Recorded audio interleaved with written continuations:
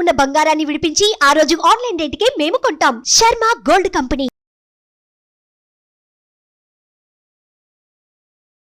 నమస్తే, welcome to Suman TV. నేను మీ యామిని. ప్రస్తుతం మనతో ఉన్నారు ప్రముఖ ఆధ్యాత్మికవేత్త, ప్రముఖ జ్యోతిష వాస్తు పండితులు సుభాష్ శర్మ గారు ఉన్నారు. గురుగారితో మనం మాట్లాడదాం. నమస్కారం గురుగారు. శ్రీమాత్రే నమః. గురుగారు, మనకి ఏప్రిల్ 8వ తారీఖున సూర్యగ్రహణం ఏర్పడుతుంది అన్నారండి. అంటే అది కూడా మనకి అమావాస్య రోజు వస్తుంది. ఇప్పుడు భారతదేశంలోనే అసలు మనకి వర్తిస్తుందా లేదా, అలానే అతిపెద్ద సూర్యగ్రహణం అంటున్నారు. అసలు కొంచెం తెలియచేయండి. తప్పకుండా తెలియజేస్తారమ్మా. ముందుగా ప్రేక్షకులందరికీ శ్రీమాత్రే నమః, శ్రీ గురుభ్యో నమః. జ్ఞాని నామ్నపి చేతాంసి దేవి భగవతి హిసా బలాయ కృష్ణమోహాయ మహామాయ ప్రయశ్చతి. మానవుని జీవితంలో తమను తాము ఉద్ధరింపజేసుకోవడానికి కొన్ని అదృష్ట ఘడియలు, అదృష్ట యోగములు అనేటటువంటివి కొన్ని జీవితంలో వస్తూ ఉంటాయి. జ్యోతిష్య శాస్త్రరీత్యా గ్రహణము అనేటటువంటిది మనిషి ఉద్ధరింపజేసుకోవడానికి కూడా ఉత్తమమైనటువంటి పుణ్యకాలంగా కూడా మన సనాతన ధర్మం జ్యోతిష శాస్త్రం తెలియజేసింది. దేవతలకు శక్తిహీనంగా కలిగించేటటువంటి దాంట్లో గ్రహణము ఒక ప్రధానమైనటువంటి కారణము.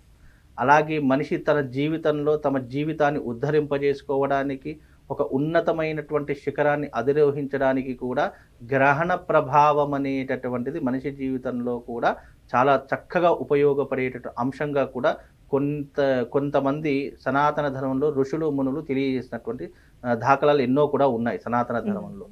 అలాగే దేవుడి యొక్క శక్తి క్షీణిస్తుంది అని అన్నప్పుడు మానవుడు తాను చేసేటటువంటి జప తప హోమాదులకు ఎన్నో రకాలైనటువంటి శక్తి సామర్థ్యాలు కూడుకొని ఉన్నటువంటిదే గ్రహణ రోజులు చేసేటటువంటి యాగము కానీ, జపము కానీ, స్నాన విధి కానీ, అలాగే హోమ విధి కానీ, ఇవన్నీ కూడా మన సనాతన ధర్మంలో గ్రహణం రోజు ఆచరించవలసినటువంటి పద్ధతులు అని చెప్పారు. అయితే మనకు నిజానికి గ్రహణ స్పర్శాకాలం అనేటటువంటిది, గ్రహణ కాలం అనేటటువంటిది భారతదేశంలో మనకు లేదు.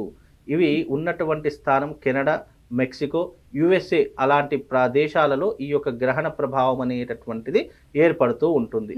ఇది సంపూర్ణమైనటువంటి రాహుగ్రస్త సూర్యగ్రహణంగా నిర్ణయించడం జరిగింది. ఈ సంవత్సరంలో ఆయా దేశాల్లో అతిపెద్ద సూర్యగ్రహణంగా చెప్పదగినటువంటి ఏకైక గ్రహణము ఈ రాహుగ్రస్త సంపూర్ణ సూర్యగ్రహణము. ఆ దేశంలో ఉన్నటువంటి వారు తప్పకుండా ఈ నియమాలను పాటించాలి. అంటే ఎందుకండి ప్రత్యేకత ఈసారి సూర్యగ్రహణానికి?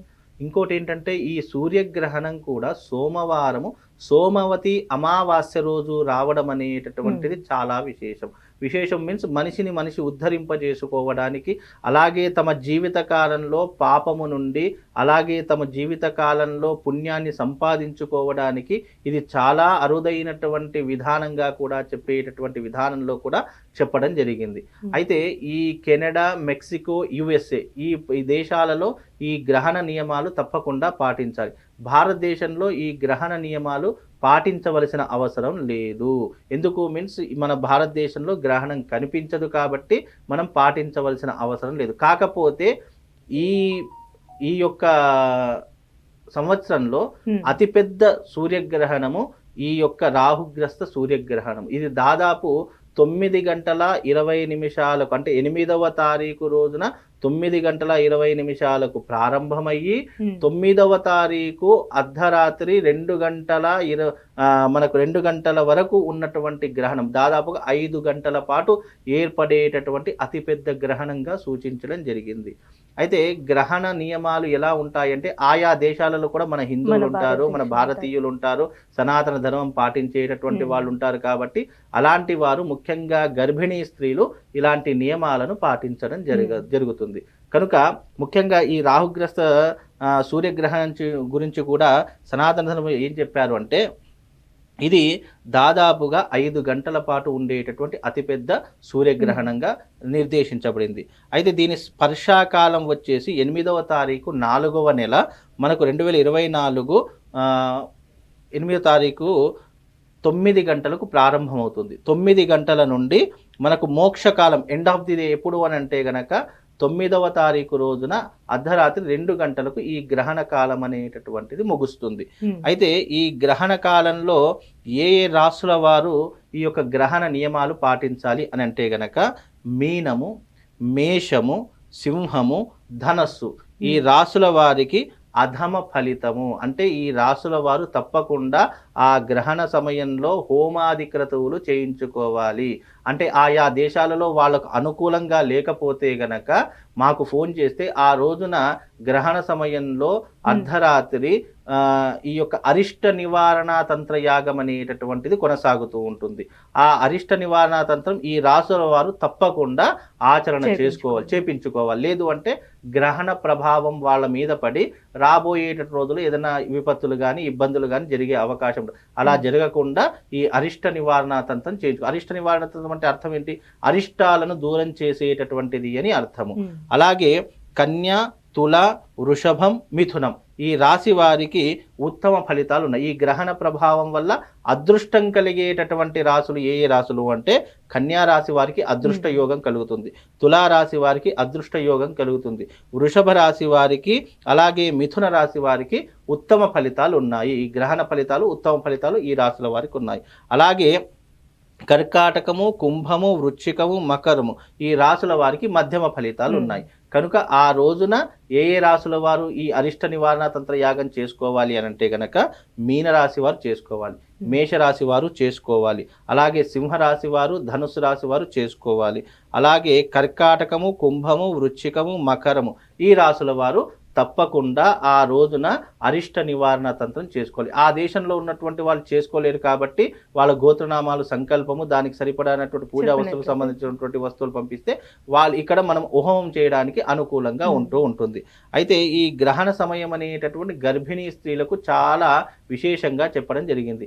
ఎప్పుడైతే ఆయా దేశాల్లో గర్భిణీలు ఉంటారో లేదు ఆ సమయంలో అక్కడ ఉన్నటువంటి వాళ్ళకు ఇలాంటి నియమాలు తెలియవో ఇలాంటి వీడియోలు వచ్చినప్పుడు ఏ సమయంలో నియమాలు పాటించాలి అనేటటువంటి అంశం కూడా తెలియజేశారు. వాళ్ళు 8వ తారీఖు రోజున దాదాపుగా ఉదయము 4 గంటల నుండి భోజనాది క్రతువులు పూర్తి చేసుకోవాలి. అలాగే గర్భిణీ స్త్రీలకు ఎగ్జంప్షన్ ఉంటుంది. వీళ్ళు సాయంకాలము అంటే సాయంకాలము 5-6 గంటల వరకు భోజనాది క్రతువులు అన్ని కూడా పూర్తి చేసుకోవాలి. ఆ తర్వాత బయటకు వెళ్ళకూడదు, సూర్యుడి కిరణాలు పడకుండా జాగ్రత్త తీసుకోవాలి. అలాగే వీళ్ళు ఒకే దగ్గర కూర్చొని ఉండి దేవతలకు సంబంధించినటువంటి గ్రంథాలు చదవడము లేదా ఏదైనా భగవద్గీత లాంటివి చదవడం, రామాయణం లాంటివి చదవడం చేసుకోవాలి. అటు ఇటు కదలకుండా ఒకే దగ్గర కూర్చోవాలి. అలాగే గర్భిణీ స్త్రీలకు కూడా ఎన్నో రకాలైనటువంటి నియమాలు చెప్పడం జరిగింది. అలాగే ఆ రోజున నీళ్లు తాగడం కానివ్వండి, లేదు అంటే భోజనాది క్రతువులు చేయడం కానివ్వండి, ఏదైనా చిరుతిండ్లు తినడం కానీ ఇలాంటివి అస్సలు చేయకూడదు. గర్భిణి అలా చేస్తే కనుక పుట్టబోయేటటువంటి పిండానికి ఏదైనా ఎఫెక్ట్ జరుగుతుంది అని తెలియజేశారు. అలాగే ఈ యొక్క అరిష్ట నివారణ తంత్ర యాగం కూడా ఈ యొక్క రాశుల వారు తప్పకుండా ఆచరణ చేసుకోవాలి.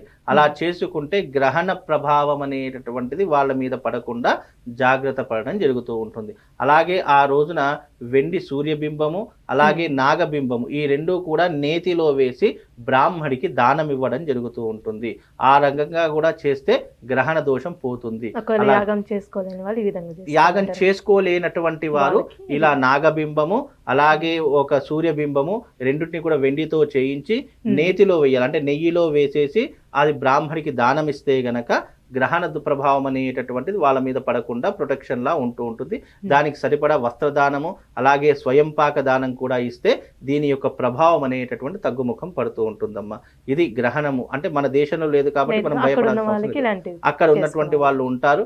అలాగే ఇక్కడ ఉన్నటువంటి వాళ్ళు ముఖ్యంగా గర్భిణీ స్త్రీలు ఎవరైనా ఉంటే గనక ఆ సమయంలో అంటే సాయంకాలము 4-5 గంటల వరకు ఉన్నటువంటి వాళ్ళు గర్భిణీ స్త్రీలు బయటకు వెళ్లకుండా సూర్యుడి యొక్క కిరణాలు పడకుండా జాగ్రత్త వహిస్తే బాగుంటుందమ్మా. చాలా చక్కగా తెలియజేస్తారండి. ధన్యవాదాలు. శ్రీమాత్రి. సుమన్ టీవీలో మీ పర్సనల్ అండ్ బిజినెస్ ప్రమోషన్స్ కోసం కింది నెంబర్కి కాంటాక్ట్ చేయండి.